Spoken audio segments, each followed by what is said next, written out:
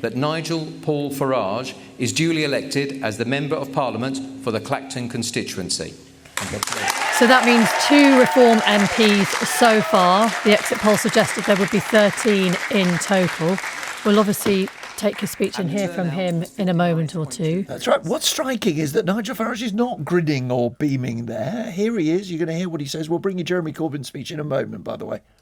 And I have to say, fellow candidates, it's been a well-run, well-fought and remarkably clean election battle. I think we'd all agree on that, and thank you for your services.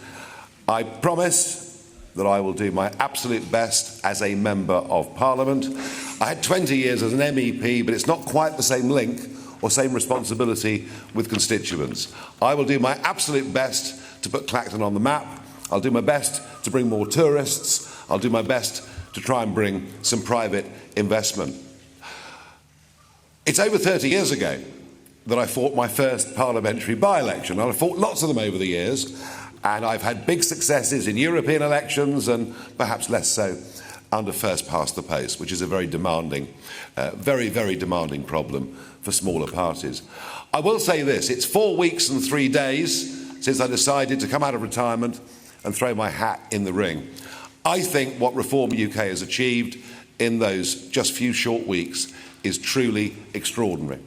Given that we had no money, no branch structure, virtually nothing across the country, we are going to come second in hundreds of constituencies. How many seats we're going to win, I don't know. But to have done this in such a short space of time says something very fundamental is happening.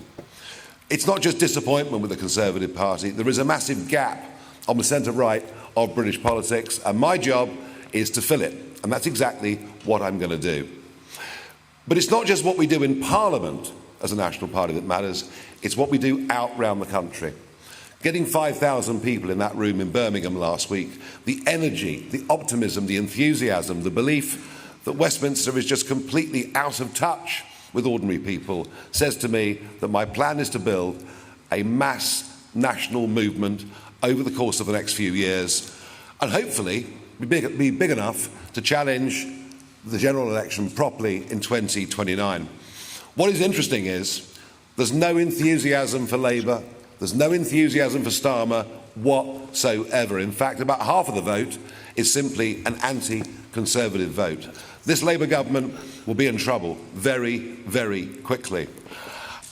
We will now be targeting Labour votes. We're coming for Labour, be in no doubt about that. I want to thank the team that have helped me do this over the last few weeks, my fellow candidates for behaving as impeccably as they have. Believe me, folks, this is just the first step of something that is going to stun all of you. Thank you very much. Nigel Farage then stepping away from the microphone there, talking about the fact that he believes Reform has come second in hundreds of constituencies. He was saying, look at where we've come in such a short space of time. He talked about a gap in the centre-right of British politics that they are going to fill. Let's get reaction from our guests here in the studio.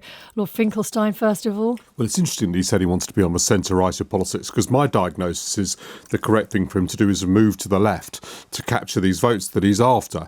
The one thing that's held Nigel Farage back is that socially he may be on the populist right, but economically he's often tried to be a Thatcherite. And indeed in the election debates he started talking about privatising the NHS, a position that's come a million miles away from the votes he's winning. So I think he's got some interesting questions to decide for himself. He's a pretty effective politician, as this demonstrates, and it's a remarkable personal achievement of his.